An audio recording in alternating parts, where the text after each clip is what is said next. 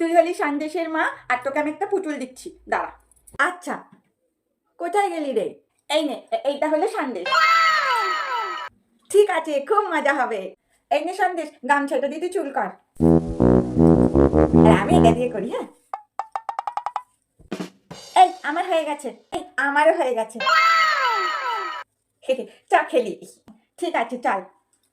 ও সন্দেশের মা, সন্দেশের মা, তোমাদের সন্দেশ স্কুলে যাবে না? হ্যাঁ গো, সন্দেশকে তো পাঠাবো স্কুলে।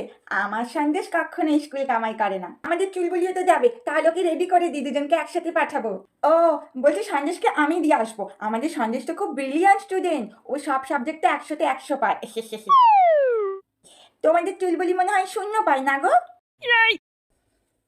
আসলে কি বলতো, আমাদের চুলবুলি না পড়াশোনায় একটু খারাপ হলেও বাকি সব কিছুতে ভালো। স্কুলে কত সুন্দর নাচ করে, কত সুন্দর ছবি আঁকে, কত সুন্দর ইয়োগা দিতে, এখনই কত সুন্দর প্রোগ্রাম করেছিল স্কুলে, সব টিচাররা হাততালি দিয়েছিল। শুধু যে পড়াশোনাতেই 100-তে 100 পেলে সে ভালো হয় তার কোনো মানে নেই।